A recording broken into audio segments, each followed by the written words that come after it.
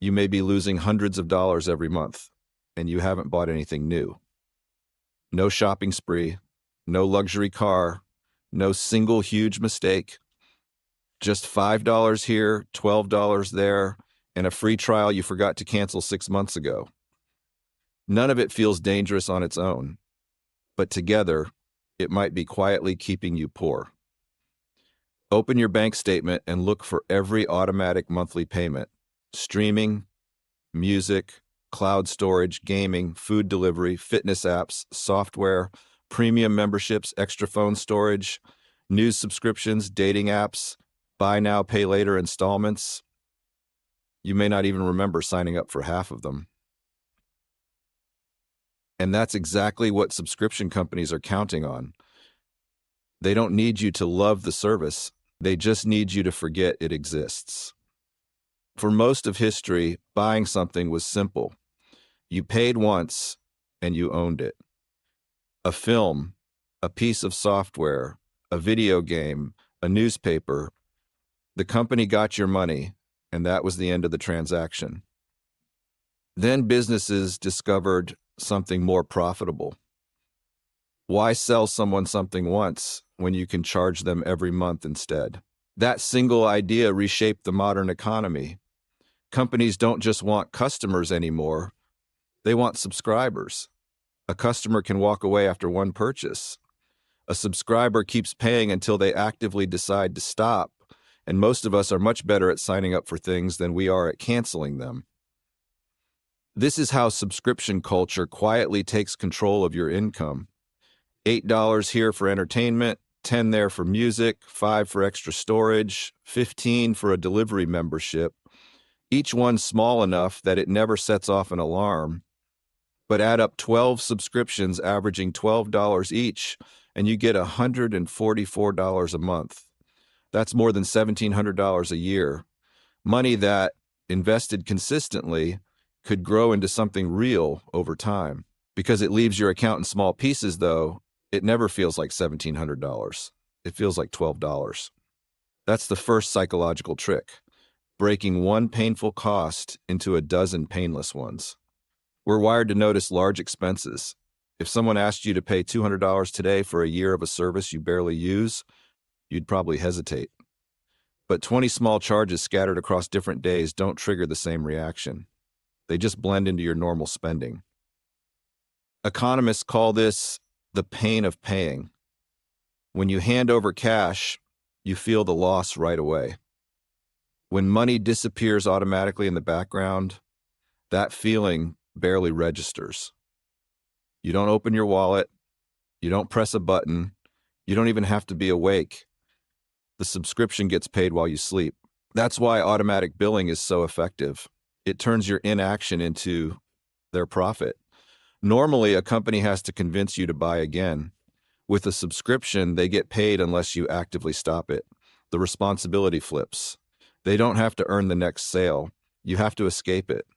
And companies make that escape deliberately uncomfortable. Signing up takes seconds. Canceling can mean several menus, hidden settings, confirmation screens, a survey, and one final message engineered to make you feel guilty. Are you sure you want to lose your benefits? Your account will be downgraded. You'll miss exclusive content. Here's a special offer if you stay. Every extra step gives you another chance to change your mind.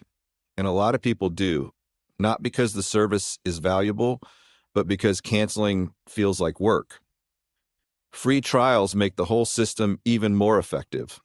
7 days free, pay nothing today, cancel anytime. It sounds generous.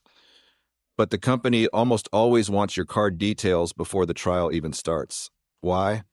Because they're not betting you'll love the product. They're betting you'll forget the deadline. You sign up on Monday, tell yourself you'll cancel next week. Then work gets busy, the reminder gets buried, and the payment goes through anyway. Once you've paid for that first month, canceling stops feeling urgent. You think, well, I've already paid, might as well use it. Then the next payment goes through, and the one after that. Months later, you're still subscribed. That's not an accident. That's the business model. But the real cost isn't only the money. It's what subscriptions do to your relationship with ownership. More and more, we're paying continuously for temporary access instead of paying once for something that's actually ours.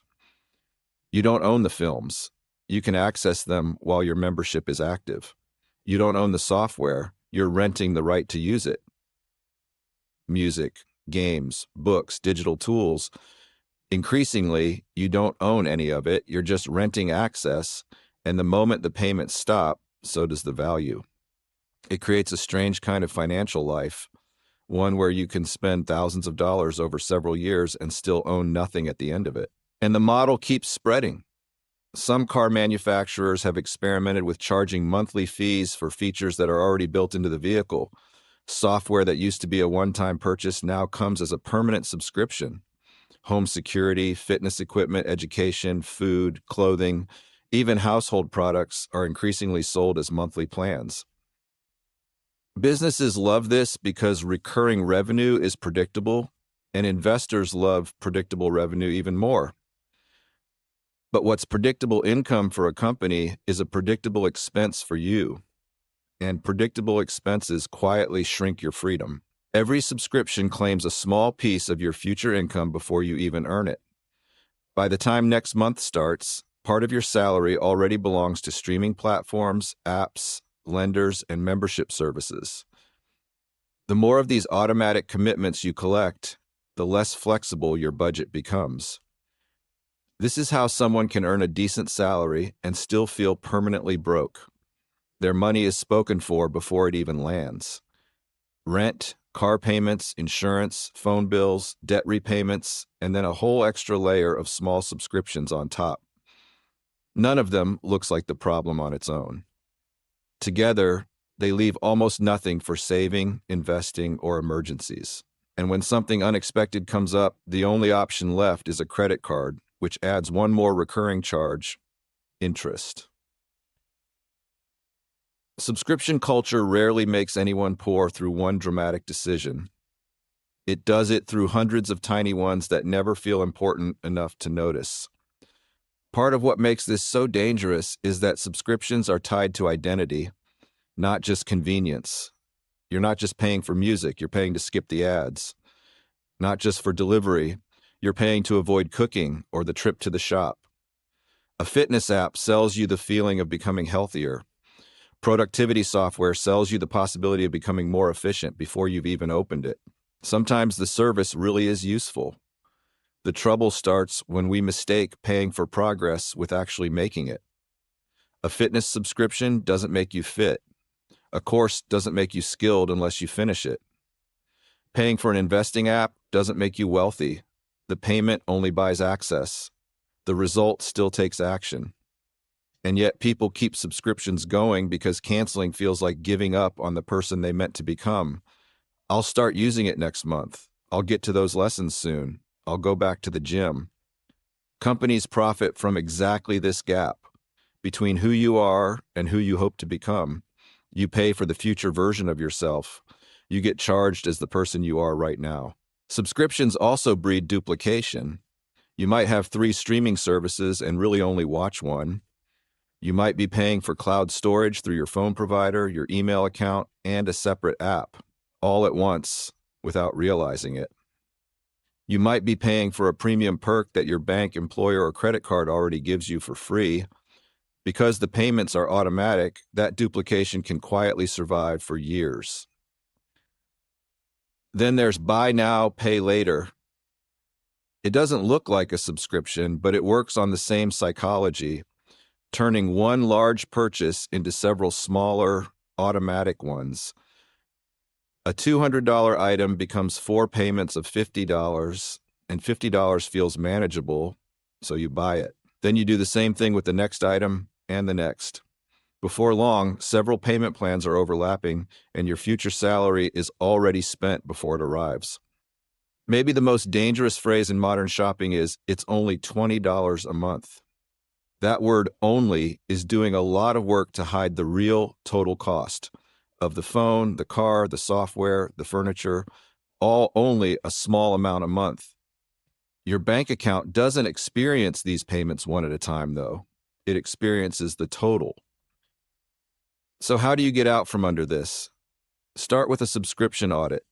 Pull up the last 3 months of your bank and credit card statements and write down every repeating payment, not just the obvious ones.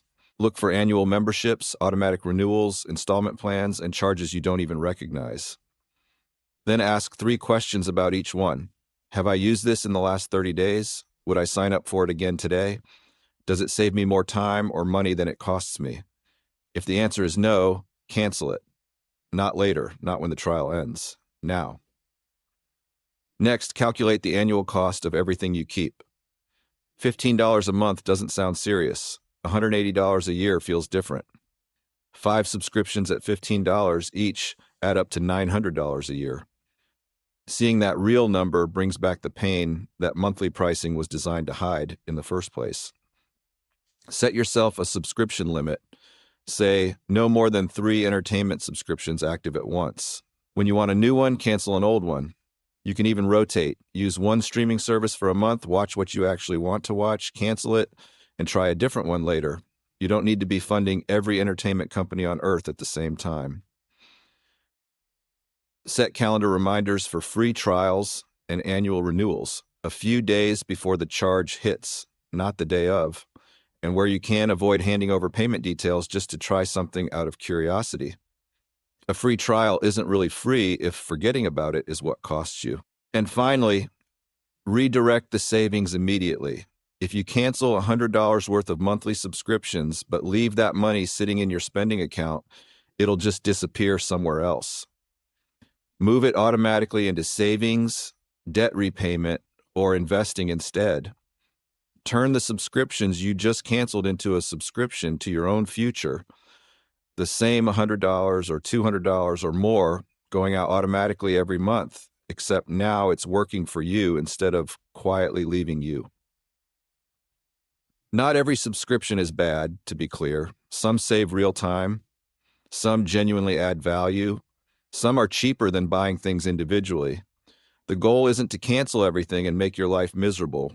It's to stop paying automatically for things you're no longer consciously choosing.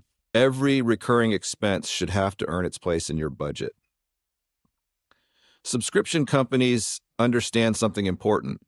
Small payments are easy to ignore, but repeated for years, they add up to enormous results. They've used that principle to build wealth for themselves.